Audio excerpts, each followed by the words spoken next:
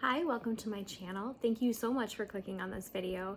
I've been wanting to make it for a while, but the summer just, it really got away from me. My husband and I celebrated our 6-year wedding anniversary, so we've just been super busy, but I am so excited to talk about some of the things that I have been watching and reading because I think I may have found one of my favorite books of all time, and I'm super excited about it. So I'm first going to start off with the movies that I've seen since my last video, which is a pretty decent amount.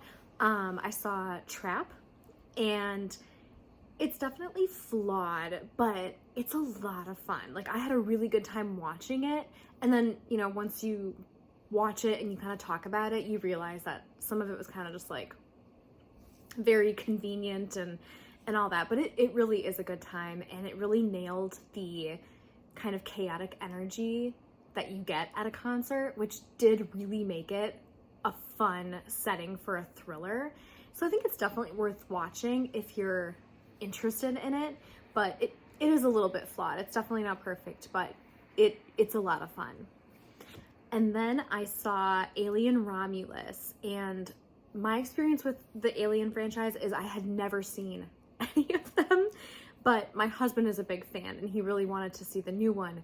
So I watched the first one just so I had, you know, kind of a basis of what the franchise was about, and I loved it. I definitely understand why people call it one of the greatest sci-fi movies ever made. It's brilliant. It holds up visually. It's just, it was really good. So I was really excited to see the new one, and I loved it. I think the horror was done really well. The performances are really great. There's not a boring moment. It didn't rely on too many jump scares that made it cheesy or anything like that. Just the tone of it was perfect. I think the balance of it was done really well. And so now I'm watching all of the originals because I get the hype, and I'm sad that I'm late to it. So I instantly went out and bought this. And now I'm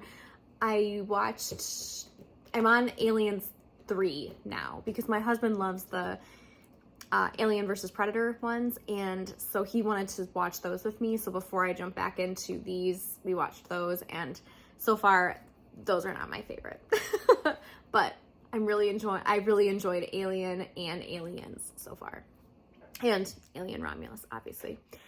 Then is kind of a controversial one. It Ends With Us has been talked about a lot, and I don't really want to comment on any of the kind of drama with the cast or anything, just because I don't know them, you know. I don't know anything about the situation. I wasn't there, so I don't think it's my place to comment on it. Yeah. But my experience with it is I did read the book, and I loved the book. I know that not everybody did. That's totally fine. That's your opinion. I never got the impression that it was glorifying domestic violence in any way. I always felt as if it was just trying to show how Lily fell for Ryle and why it made it hard for her to leave him, because there's legitimate feelings and they did have good times together. For me, I think that it was actually important to show that there were times had between the two that mattered to her, because in reality, it is hard to leave a relationship, even if something like that is happening, because you do have feelings for that person. So I don't know, I totally get why not everybody feels that way, but for me, I think it was important to show what made her stay in the first place and why it was hard for her to leave, because it's a hard thing to do. It's hard to leave a situation even if you know that you should. So that's my take on it. I really love the book, and I really thought the movie was well done. But I do think it needed more young Lillian Atlas, because I don't think this is a romance book in any way. So I don't really know why they're marketing it so hard as one. But for me, the romance that is in it comes from Lillian Atlas. Like, I never found myself wanting her to be with Ryle. I didn't like him from page 1. So I think any romance that exists in the story is from Lillian Atlas. And I think in order to really root for them in the present day, we needed some of those key scenes from the book, or I should say more, because they did include a lot of it, but I really feel like they just needed to include a little bit more from when they were kids and some of the conversations that were had to make us really root for them in the future. And I don't think they showed Atlas nearly enough. But that was really my only complaint about it, was just I wanted more from their childhood, because it really just, it made it that much more heart-wrenching to watch than what happens to her in the present time. And it just made you root for her and Atlas even more, and it just made everything about it that much more emotional. So for me, really well done. I just wish they would have included more from when Lily and Atlas were kids. Then I saw Blink Twice, which, when you compare something to Get Out, that's one of my favorite movies of all time. So my expectations were very high, and I really liked it. I thought it was a really great directorial debut from Zoe Kravitz, and I can't wait to see what else she does. And I think the performances were fantastic, and I loved so much of this movie. There were just a couple things that made it fall like just a little bit flat for me. I wish there were some things that would have been expanded on more, and I feel like the ending felt a little bit rushed. If anything, I wish it would have been a little bit longer. And if that's really my only complaint, I think that's a sign of a pretty good, solid movie. But yeah, I really liked it. Just wish a couple of things would have been expanded on more, and maybe an extra 20 minutes, and I think it would have been really, really great. But I'm just really excited to see what else she does, because this was a really solid start. The next one made me really sad, because The Favorite and Poor Things are two of my favorite movies. I love both of those movies, so I was really excited to check out Kinds of Kindness, and it just didn't really work for me. There was a lot going on, and I just think it was a little too out there for me. Yeah, that's really all I have to say. But yeah, it made me a little sad, because the other two films I mentioned are also directed by Yorgos Lanthimos and star Emma Stone, and I loved them. So I was excited to see this team up, and it didn't really work for me, which made me sad. And it was very long, so for it to not work for me, it was really devastating because it was almost 3 hours of my night, and I was just like, a little disappointed. But I get why people would like it. I think it was just a little too out there for me, and it just didn't really work. There was just way too much going on for me personally. And then I saw Beetlejuice, which I don't have a lot of nostalgia for the original one, because I just watched it for the first time a couple years ago. So it wasn't like high on my list of movies that I was super excited to see, but I was curious about it because I love Jenna Ortega, I love Winona Ryder, I love Catherine O'Hara. So I was really excited to see it. Or I got more excited to see it as I saw more about it. But I really liked it. I thought it was really, really funny. The tone matches perfectly with the first one, but I feel like the humor worked better for me in this one than the first one did. I know that might be controversial, and I'm so sorry, but again, I didn't grow up with the original one. I just watched it for the first time a couple years ago. But I think Jenna Ortega fit in with the cast perfectly. I loved watching her relationship with Winona Ryder and Catherine O'Hara. Catherine O'Hara was so funny in this movie, and you could just tell that she was having the time of her life, along with the rest of the cast. I think everybody just had a lot of fun, and everybody really loved what they were making, and I don't know, I thought it was really fun. I know a lot of reviews said there was just a lot going on, and there was, but I think it was fun. I think it was the perfect kickoff to fall. I could definitely see myself rewatching this one in the future, and yeah, I just really liked it. Me and my husband both. We just celebrated our 6-year wedding anniversary yesterday. And so this weekend we did a little getaway trip to the Dells, and on our way there we went and saw it, and it was just a really fun start to a weekend that was just for us, which was a lot of fun, and I'm really glad we got the chance to do it. But I don't know, I think it really set our whole weekend up really nicely. So I think it's going to be a really special movie for the two of us to rewatch and then introduce our daughter to eventually. So yeah, I think it was a lot of fun. And then for books, this is what I'm really, really excited about, but I'm going to save that one for last. But it's been I should say August was a really good reading month for me. I have a love-hate relationship with Ali Hazelwood because I did not like The Love Hypothesis at all. So for a while, I just didn't pick up any of her books because that one didn't work for me at all. But I read Bride and I loved it. So when Not in Love came out, I was really excited to see kind of where it fell for me. I really liked it. I thought it was really, really good.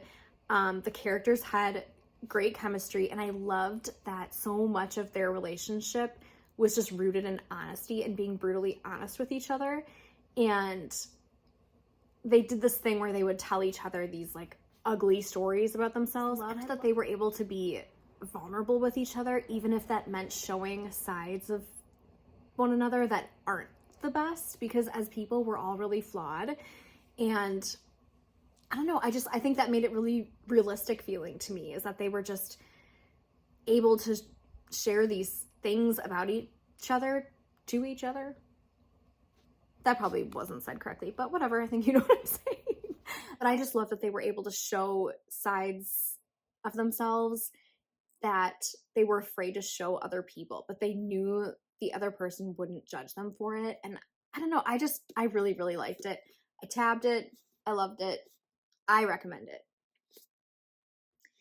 And then a series that has been on my radar for a really long time, and I don't know why I didn't pick it up sooner, but I'm really upset that I didn't. But it's An Ember in the Ashes by Sabaa Tahir. I loved this series. It was a lot darker than I expected. A lot of really intense things happen. And so the stakes always feel very, very high, but that keeps you so engaged. The characters, though, the way the characters are written and the journey that you go on with each one of them, you feel like you really, really know them. And by the end of the series, it feels like you were there right alongside them. And I just love that. I love a story where the characters are really, really, you can just really be with them through everything. And they don't feel like just generic characters that could be placed in any series. I feel like I know them. And just by the end of the series, their journeys are just, it's heartbreaking, but man, the pain is worth it. It's so worth it. It's so good. The writing was gorgeous. I cannot wait to check out other books by this author, but these characters are really what did it for me. They'll stay with me for a really long time.